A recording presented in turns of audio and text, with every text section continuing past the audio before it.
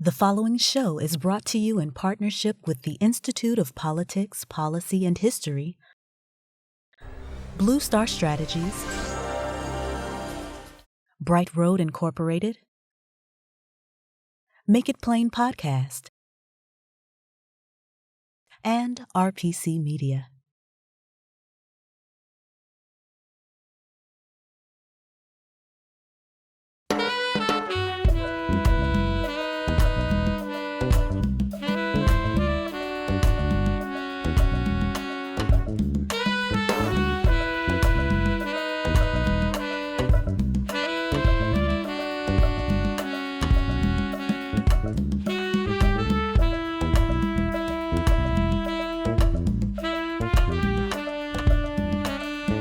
From the campus of the University of the District of Columbia, this is State of Play.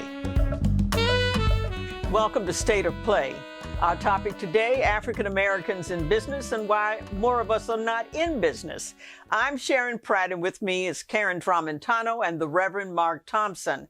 And to start us off, to explain the historical arc of African Americans in business, we have an expert. Someone who's impassioned about it, and he's got the credentials to match it. Stephen Rogers.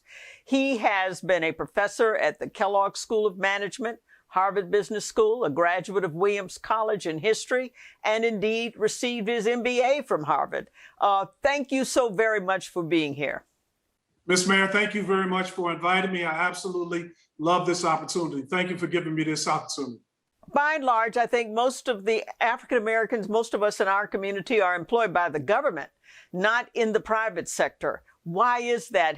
Is there a lack of entrepreneurial energy, or is it just the obstacles? Well, you're absolutely right about most Black Americans are actually employed by the federal and state governments. But one correction I would make is that the largest private employer of Black people in the country, Ms. Mayor, are Black-owned companies. And that's why we need more Black-owned companies, and we need them to grow. So Black-owned companies have done a Herculean task thus far. Black-owned companies will always employ Black people, whereas we know from research that white-owned companies, even in Black communities, will not necessarily employ Black people. So Black-owned companies have done their job. We just need more of them, and we need them to grow. Okay, but starting with the earliest days, did you have African Americans in business early on in America? Ms. Mayor, the reality is Black folks have been entrepreneurs dating back to the 1600s. America was founded, as a British colony in 1619, and the evidence of the first Black entrepreneur goes back to 1651 with Anthony Johnson, who was a farmer, a Black farmer. He owned 250 acres of land, and he was a phenomenally successful tobacco farmer. And what we know that Black people have always aspired to entrepreneurship, and they've always pursued it even before slavery ended. So before slavery ended, we found actually people who were formerly enslaved who were entrepreneurs. Two of them, for example, was John Barry Meacham and Frank McWhorter.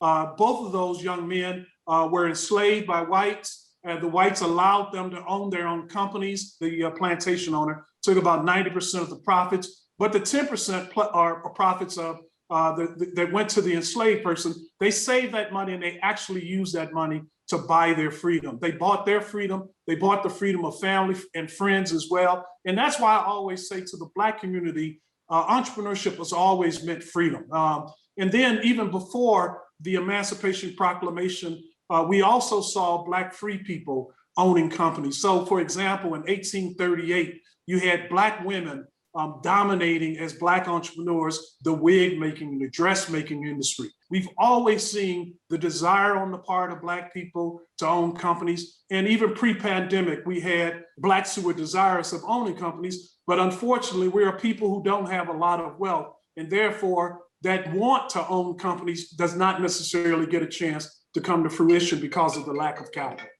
Give us the arc of history in terms of the obstacles to Black entrepreneurship. Well, the primary obstacle to successful Black entrepreneurship, Karen, is the lack of capital. There's two kinds of entrepreneurs, Karen. One is called a lifestyle entrepreneur, and one is called a high growth entrepreneur. Lifestyle entrepreneur is somebody who has a very small business. high growth entrepreneur is someone who has a larger business, they aspire to the business to grow. And we've seen a dearth in that secondary category. For example, what we know the largest growth among entrepreneurs is actually Black women.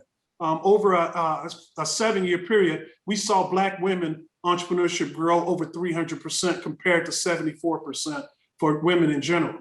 But 98% of those Black women businesses are small entrepreneurial ventures. And the impediment to those companies today is the same as always been, and that is access to capital. We don't have capital simply because there was a concerted effort on the part of the federal government and state governments to actually subsidize wealth creation for whites, almost, if you will, sort of a socialist kind of endeavor on the part of the federal government to enrich whites while at the same time very intentionally impoverishing Blacks. So when you look at slavery through the lens of economics, it was a subsidized program by the federal government to enrich whites, followed by 60 years of Jim Crow laws in the form of Black codes where Blacks were in prison for violating vacancy laws. And those Blacks, fascinating, they would be in prison, their labor would be hired out. And if they were in prison, their children would be indentured to a white family until they were 18 and 21 years old. So again, enriching whites while impoverishing Blacks. And that was followed by almost 40 years of redlining, where the federal government literally said, we're gonna subsidize mortgages for whites. And they literally had documents that said no properties owned by Negroes or Negro communities will be financed. The result of all of that is the impoverishment, intentional impoverishment of the Black community, which has resulted in this inability for Black people to have as many companies as we should have. And then secondly, to grow our companies exponentially. Black businesses thrived in the Black community during segregation. After all, we're looking at the 100th anniversary of Black Wall Street in Tulsa this year. What happened in desegregation that we did not have any or have as many thriving businesses anymore? Yeah, Reverend Mark, you're absolutely right about one of the benefits that people talk about of segregation was, in essence, Black businesses thrived because the Black people had no place else to go. They couldn't spend their dollars any other place. You can look at that positively or negatively, or you can look at it as sort of bittersweet. So the result of that, as you correctly pointed out, was a community like Tulsa, Oklahoma, that had 15,000 Black people, 600 Black-owned businesses. And Reverend, to your point, the Black dollar would stay in the community 36 times before it left the community. So the result of that is Black businesses thriving. Well, you know, you have been wonderful and you've really given us great advice. So folks, don't go away. We're going to keep him here. He's going to be back to talk about his new book. So stay here at State of Play. Welcome back to State of Play. Our topic today, African Americans in business. We have with us an expert, Stephen Rogers, and he's going to talk to us about his newly released book, A Letter to My White Friends and Colleagues, What You Can Do Now to Help the Black Community. Stephen Rogers, thank you, and tell us, what can they do now? Ms. Mayor, thank you very much for inviting me and having me here today. I wrote this book in response to the murder of George Floyd, and I wrote it because I thought about Malcolm X when he was giving speeches throughout the country, and he went to colleges, and Malcolm X was asked by a young white woman after his speech, what can I do to help the Black community? And Malcolm X said nothing. And then he went on later on to say he regretted saying that because he realized that she could be helpful to helping the Black community. So that's my objective as well, and that is to help teach white people throughout the country about what happened to Black people, why we're an impoverished people, as well as to teach them what they can do now to help us as a result of knowing that information. So I give very specific things that whites can do. It's a call to action. And those 4 things have to do, quite frankly, with wealth sharing, because I believe the root cause of the problems between Blacks and whites is the absence of wealth that Blacks have as a result of the intentionality of the government to impoverish us. So the 4 things I recommend, the first thing is that I ask whites to deposit money in Black-owned banks. That money flows to the Black community. It flows to the Black community in the form of mortgages for Blacks as well as businesses. 75% of mortgages given by Black-owned banks go to Black people, whereas less than 1% of mortgages by white-owned banks go to Black people. So I asked whites to deposit large amounts of money, up to $250,000 into a Black bank account, and to leave it there for 3 to 5 years. The second thing I asked them to do is make donations to HBCUs, historically Black colleges and universities that are chock full of Black students, 75% of them who are on Pell Grants. The average endowment of an HBCU is a mere $12 million. And I've always said that HBCUs, these universities that are doing the work towards uplifting Black people, they should be given a Genius Award for making gold out of straw, producing phenomenal Black businessmen, Black politicians, Black successful people throughout the world on such a meager budget. The third thing I ask is that the audience and the readers, that they support Black-owned businesses, and that they specifically spend 9.9% of their annual budget with Black people. And the 9.9% is symbolic of the time that the policeman had his knee on George Floyd's neck, 9 minutes and 29 seconds. Black-owned businesses are the largest employers of Black people in the country. So when you do business with a Black-owned business, you're actually sending money into the Black community. And the final recommendation is that I ask the readers to write a letter to their congressman, their congresswoman, saying that they support reparations to Black people. Black people have never been given reparations. That's counter to what happened, for example, with Japanese Americans who were given $20,000 each for 3 years of internment during the Second World War. And even reparations were given to over 900 white slave owners when slavery was abolished. The federal government gave them $300 per slave. So we need reparations to come to the Black community as well, to the tune of $153,000, which is the difference between Black and white net worth. Well, Stephen Rogers, you told them what they can do, and I believe a great many will listen. So thank you so very much for being on State of Play. Thank you very much. I really appreciate it. Welcome back to more State of Play as we continue our conversation about access to capital. We're happy to now have a guest with us who's the managing director of Forest Bay Partners in Chicago, also a member of the faculty of the Kellogg Graduate School of Management. Dr. William Towns joins us. Dr. Towns, welcome to State of Play. Thank you. Happy to be here. So first of all, tell us about Forest Bay Partners and what you all do in terms of capital and equity. I'd be happy to. Forest Bay Partners is a family office that's really geared towards looking at how do we provide equity and debt sources to minority and women-led firms, primarily in the Chicagoland region, but across the country as well. And you teach a class entitled Corporate Social Innovation. I know we're not supposed to judge a book by its cover, but that title of that course sounds pretty interesting. Yeah, so the primary focus of this course is we recognize that not all Kellogg students are going to go into either the social space directly or nonprofit organizations. And so what I try to do in the course of Corporate Social Innovation is to get the students to think about how for-profit corporations can create a competitive advantage by really taking their assets and expertise and leveraging it towards some kind of social issue or cause. And that is this sort of movement into the social space that really, I believe, going forward, will be the way corporations will have to act as a part of their strategy and not just selling products, but solving social issues as well. There's a lot of conversation about improving access to capital, but is it really happening? Is it real from your experience and your point of view?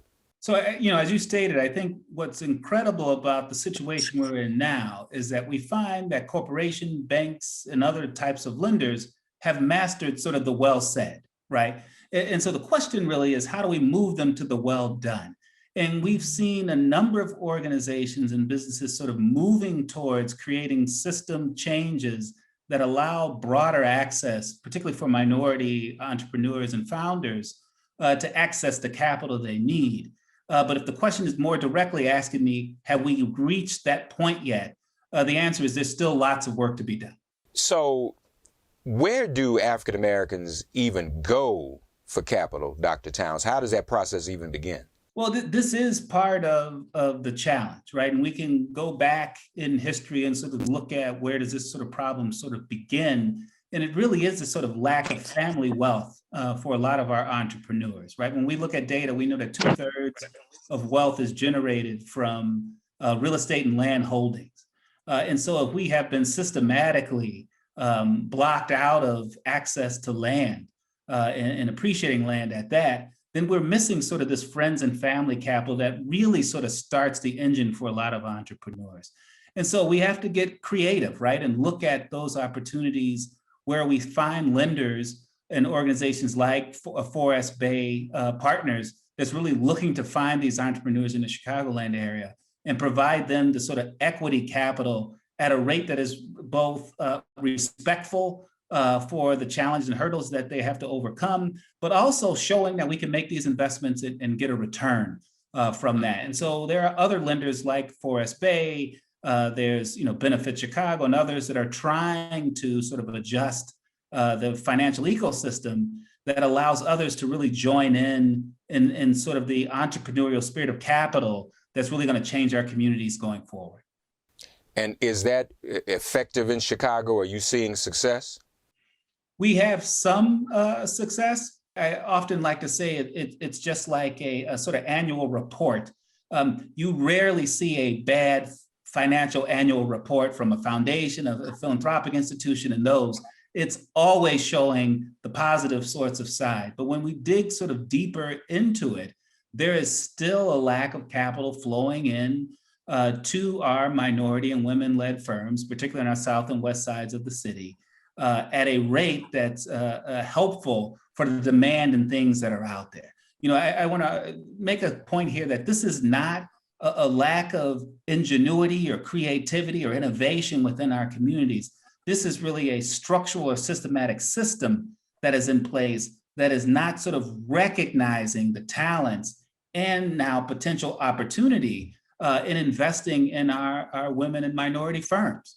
All we're asking for is to say, take the same challenges and risk you're taking in other communities and neighborhoods, right? And take that risk and sort of move it forward.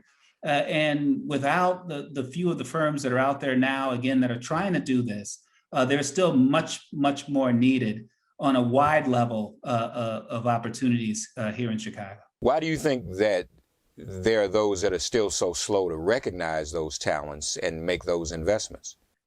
I think what we're learning is that it's incredibly difficult for the system to fix itself. That in fact, the system that has caused the problems, when we're asking that same system to make the adjustments, it becomes incredibly difficult. I think what we're seeing now is this move to have more minority and women's on boards, more people from these communities that sort of understand the potential opportunity in these investments, I think is a move sort of in the right direction. But if you're looking at a small entrepreneur that's running a barbershop on the south side of Chicago, and you have an investment committee and team that doesn't quite understand the role that the barbershop plays in a community, it's hard for them to recognize the potential value in the investment when all they see from the training that they receive is risk. They see risk everywhere, not really sort of seeing the opportunity and fully understanding the role, again, in this example, of a barbershop can play in really sort of being a sound investment within a community that, quite frankly, they may not have never seen or know people who know the community or really are familiar with. Do you have a sense, though, that there's still an opportunity to impart that knowledge and that awareness of culture to those that are making these decisions? Or is this window closing? Oftentimes we have these moments of reckoning and they only have a short shelf life. What do you think? Is that window going to remain open for a length of time to get that done? It's going to take some time, obviously. Or is that window closing and we're racing against the clock? I think either way, we are seeing a systematic shift in how we think about equity and equality within a broad number of sort of spaces related to business and investments. I think what we're seeing from our young folk and our Gen Zers, and when we look at the data from them, they have a much different sort of prospect on where investments should go and equality and equal, and that gives me some sense. Now, again, we still have a structure and individuals in place that may not fully believe and sort of back this sort of mentality. But I do see as we go forward, what employees are demanding, what graduates are demanding as they're looking for employment opportunities, is to really sort of understand and see what not only just the core values of what the company is sort of doing with respect to its lending, but they're looking to see actual action, right? They have enough of sort of words and saying, these are the things we stand for and we're going to make a change and difference. They're saying, do it, right? And this sort of hope for me, I think, is where I see businesses going. We can look at large banks and institutions like Jamie Dimon and some of his work that he's done, not all perfect, but I guess it's moving in the right direction in a way that I'm hoping in the near future we'll continue to see not just sort of a flash in the pan, but a seismic sort of shift in how businesses look on a broad range of things with respect to minority business operators. Are you also confident, or have you seen the difference your very class has made as people go into business and management? This gives me great hope, right? In actuality, what I tell my students often, and this is why I really like the corporate social innovation course, is that these aren't individuals, to restate, that aren't sort of just looking to go into nonprofits. What I want to do is to sort of get these individuals excited to sort of understand the important role that business strategy plays in making investments and finding these opportunities so that they go off in the nonprofit sectors if they want. But I'd like to see them at JP Morgan, at venture capital funds, leading some of these really sort of dominant for-profit companies and really sort of getting them to sort of change from the inside. We've got the public push happening, right? We've got society sort of pushing and leaning in. What we do need now is to empower those inside the corporation to have the courage to stand up when they see things that aren't right, when we're not in the room, to be able to have a voice to stand up and demand change. Thank you, Dr. Towns. We do appreciate your insight. Thank you for joining us today, okay? It's an honor. Thank you. Folks, don't go away. There's more State of Play.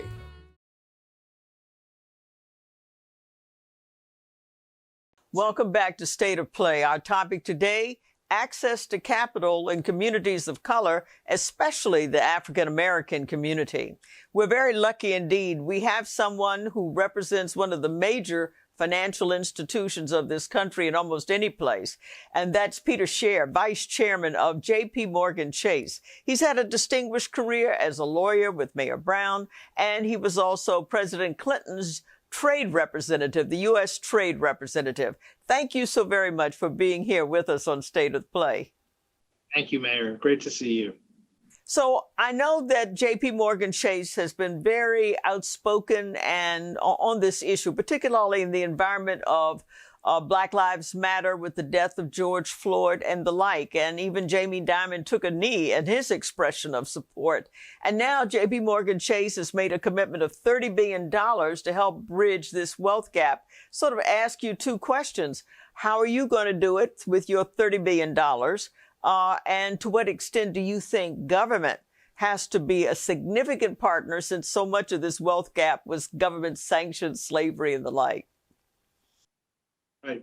So government's a critical partner. I think one of the things that we have learned is that no one can do this on the government can't do it on its own. Business, the nonprofit community. Where we have really found success is when we get into communities and work directly with mayors and governors and city councilmen and women and nonprofit and community groups.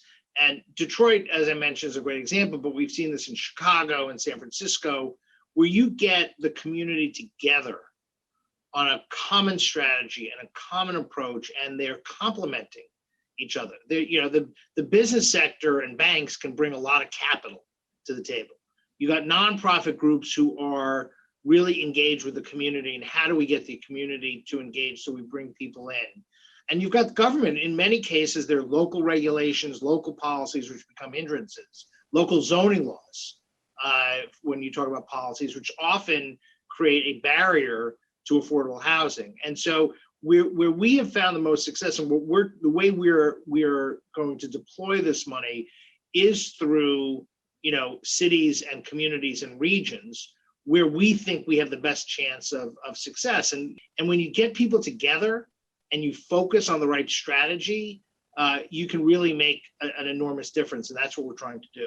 All of this sounds great. How do we know in the end that it's actually happened? how does the public hold JP, for example, accountable? Yeah, it's a great question, Karen. And first we have to start, we're going to hold ourselves accountable. So the person who's been the busiest on this is my CFO, because he's literally creating metrics. So when we fund a workforce skills program, I want to know not just how many people are trained, but how many people actually get jobs, how long they stay in those jobs, right? When we fund affordable housing, I don't want just big numbers. I want to know how many people are actually getting into a home, whether it's renting or buying. We're going to report metrics on this, and we expect to be held accountable for this. Look, the only way we're going to change the trajectory of the racial and economic challenges in this country is if people begin to have confidence that we're actually working in their interest. And the way we do that is we have to be much more transparent in terms of how we're making decisions, why we're making decisions, what the impact, what programs are working and not. And so we're going to hold ourselves to that standard. Hasn't JP Morgan also made a commitment in terms of career advancement and education? Absolutely. We actually put 25 to 30% of our funding, just from our philanthropy, into skills training programs. So, but it's also, so it's skills training program for young people. The other thing we haven't talked about, which I've spent a lot of time in, which you see in every major city, is 30% of adult Americans have a criminal record. And you have people who are coming back who've been incarcerated, who've paid their debt to society and want to work. And and this is a great example of public-private partnership, that we made a commitment.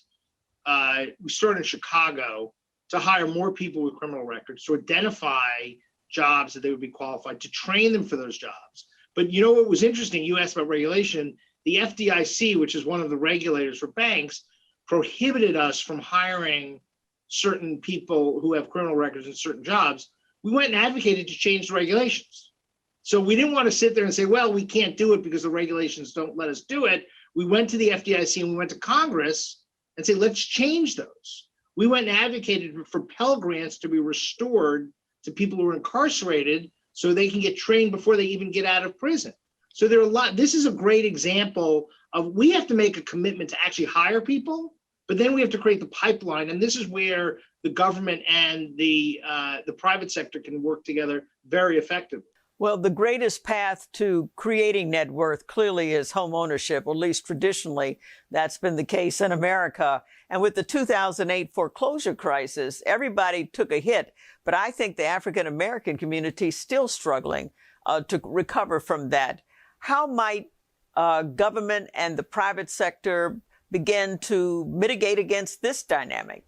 So, as I mentioned earlier, there is a huge gap between the Black community and the white community in terms of home ownership. And it's gotten worse over the last 50 years. And we have to change that. One of the things is we have to think about this more broadly in terms of affordable housing and what's the pathway. So one of the challenges, for example, if you are a renter and you pay your rent on time, there are very few records. A lot of people pay their rent in cash, so you can't develop the credit. One of the things that we're doing is creating digital tools. So when people pay their rent, they can do so digitally. And the advantage of that, first of all, it's less money, it's easier, but you're also creating a credit history. And we're actually going to report that to the credit bureau. So we say this actually shows that you actually can afford a mortgage. And so part of what we have to do is think along the stream of how do we actually move people into home ownership. It may start with renting for a few years. And so we've tried some pilots in Cleveland and Detroit and other places. If we actually give people the capital to acquire that home, they're actually going to be successful homeowners. And so this is an area where we can begin to use technology to change the trajectory of home ownership. And so we're trying a number of different models to do that. Well, it's very encouraging, and we really appreciate not only the $30 billion pledge, but the reputational capital that you and Jamie Dimon and others of JP Morgan Chase have put on the line. So thanks so much for being a part of this conversation and the solution on State of Play. Thanks for having me.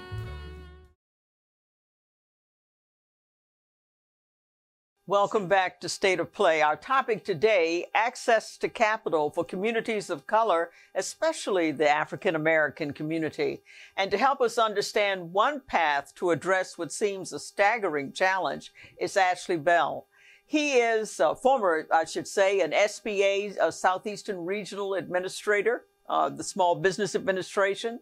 He is a partner with Denton's law firm. He's a co-founder and general counsel of the Black Bank Fund and the Black Bank Foundation. Thank you so very much for being here. Thank you for having me, Mayor. I appreciate the opportunity. So, we've been talking about this challenge, how to bridge this wealth gap. How do African Americans start building net worth? You believe, I gather, that it can be done through the institutions of Black banks. Can you sort of elaborate? Well, absolutely. I think Black banks are a critical part of the puzzle for us to fix the racial wealth gap in this country. Over 50 years ago, we had over 50 Black banks, and now we only have 18. African Americans still don't make up over 1% of the total wealth of this nation. We were at 0.5% 1 year after slavery. So that gap is continuously getting wider. And what Black banks offer are continuous access points to capital, where African American business owners and families don't have to feel like the decisions being made about their credit are based on their race, that they're based on more than just their credit, but also the things that matter the most, like are they paying their bills on time? They're standing in the community, all the things that normal institutions don't take into consideration. And then when you add on top of that, they also offer financial literacy. When we look at the pandemic that just happened, Mayor, we saw African Americans shut out of the PPP system. I was a part of that at SBA, trying to push for more access to capital for African Americans. But the reality was many African Americans were underbanked and unbanked. And the way we solve that is by making sure we have more access to the financial capital we need, especially in a time where federal resources are being pushed through a financial system that previously had been a closed door system for African Americans. So we've gone from 50 banks to 18 banks. Why is that? Well, every time the American economy catches a cold, Black people catch pneumonia. When the economy hits 7% unemployment for everybody else, it's in double digits for African Americans. So what does that mean? That means that when Black unemployment is high, when Black people are getting laid off, that means they aren't contributing as much to their church and their church banks and Black banks. It's a ripple effect.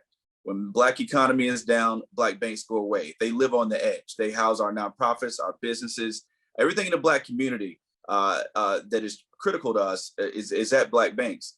Black banks struggle because Black people struggle. And every time the economy takes a downturn, banks close. So how do we fix that? And I think that's what our foundation has really been focused on.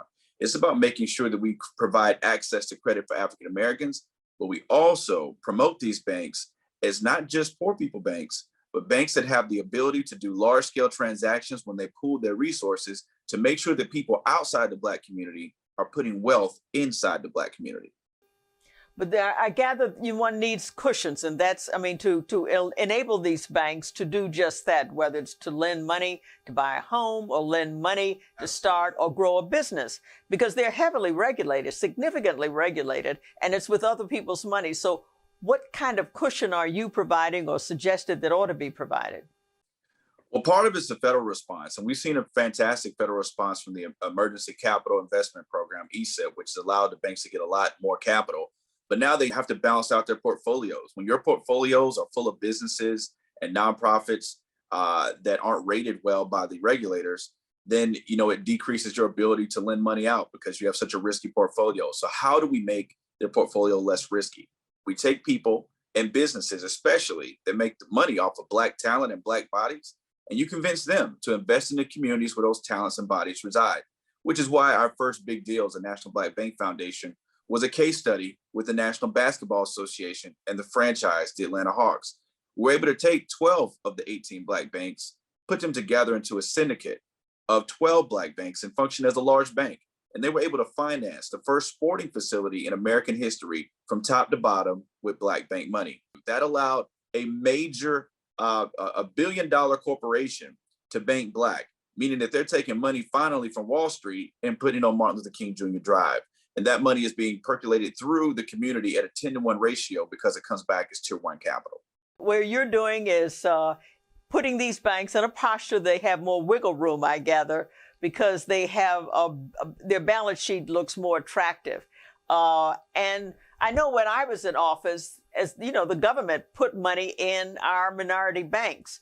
More organizations can do that. Have you thought about what other organizations could do that?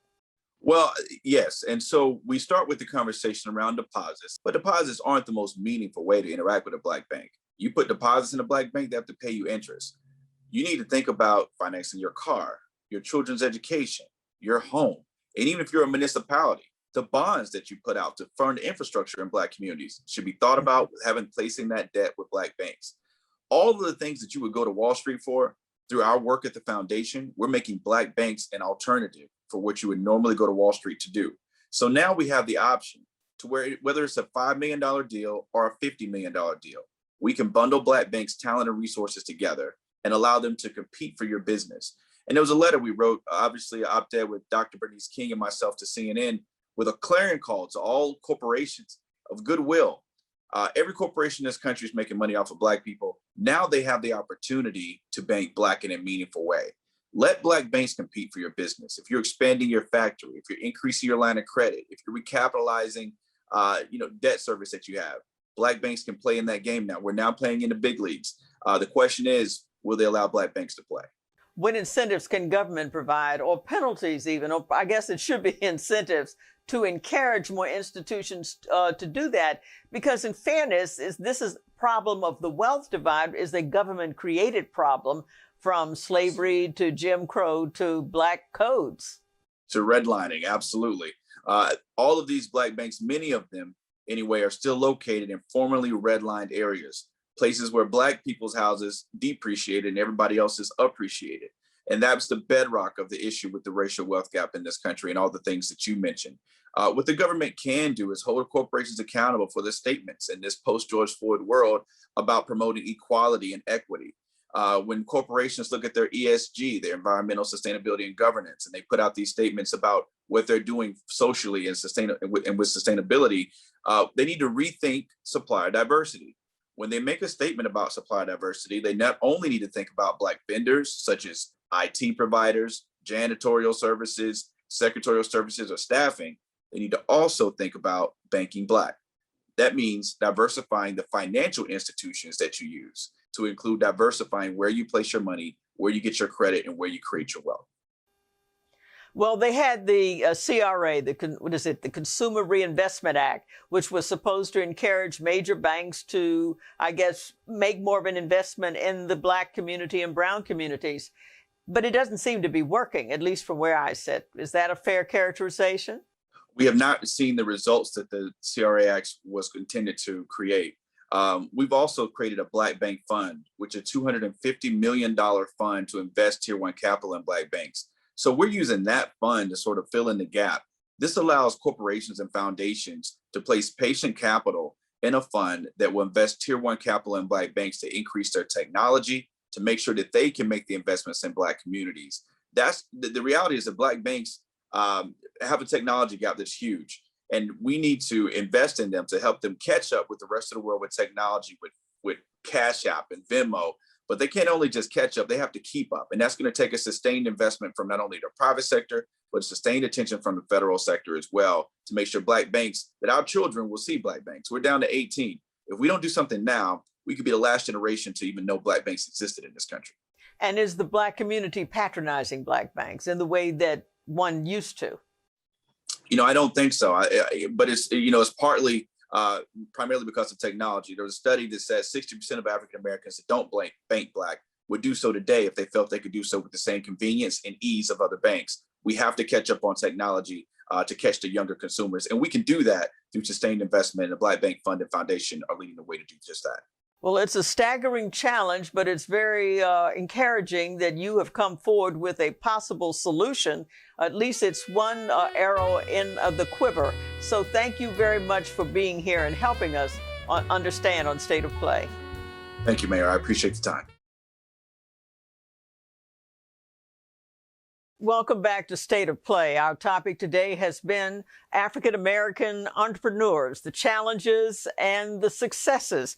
And we've had a great group of experts. Stephen Rogers gave us the historical arc of African Americans in business. William Towns and Ashley Bell gave us a sense of strategies today to address it and mitigate against the few of us being in business. And then we had Peter Scher with JP Morgan Chase, who spoke of the $30 billion commitment of JP Morgan Chase to try to bridge the wealth divide. But no matter how you cut it, no matter how you look at it, it appears it's a staggering challenge still, would you not say, Karen? Well, it is, Mayor, and I think the most compelling facts are that the federal government and state governments created this problem. They intentionally created a wealth divide. They subsidized white wealth. They subsidize the white middle class through a whole myriad of programs. And unless the federal government and state government get fully engaged in correcting this problem, no matter what any of us do, that gap is still going to exist. To his credit, Mayor, President Biden is using a new term called human infrastructure, investing in the human being, the human workers, our laborers, not just physical structures. Well, African Americans were the original human infrastructure in America. Our very flesh and blood built this country. And until we can figure out ways to support Black businesses, support Black access to capital, and to get everyone to spend money with Black businesses, and frankly, that even includes those of us as African Americans. Some of us still operate under the notion of WMIC, the white man's ice is colder. We've got to change that, because until we do, we won't have the jobs, we won't have the income, we won't have the accumulated wealth to come even close to catching up and closing this wealth gap. Well, you know, it's good that JP Morgan Chase made the commitment of $30 billion, how that translates, but Scher certainly seemed very committed. And Ashley Bell, I mean, you know, he got the NBA on board, but he struggles now to get the NFL on board with any kind of initiative. William Towns talked of his ideas and his struggles, but there is still significant resistance. And I think sometimes people forget the role of African Americans in our capitalist system was to actually be the capital, something that was bred and bartered. And that is a tough starting point to try to catch up and to have any parity in the 21st century. And yes, I think that, you know, Rogers and others, and what Karen said and what you said, Mark, the government sanctioned this, the government authorized this, and only the government can help us bridge that gap. And I guess that gets to Sheila Jackson Lee and reparations. I don't know. No, I would agree. Reparations is absolutely key in this conversation. And as we have been in this moment of reckoning over the past year, it's not enough just for white America or corporations to make symbolic gestures. Don't just take a knee with us, but make an investment in the Black community. That will make the long-term difference. Well, I think that we've had some stimulating conversation. I appreciate that all three of us have had an opportunity to do a deep dive on a terribly important topic, and I'm glad we did it. We'll come back to it again many times about the wealth gap on State of Play. So thank you.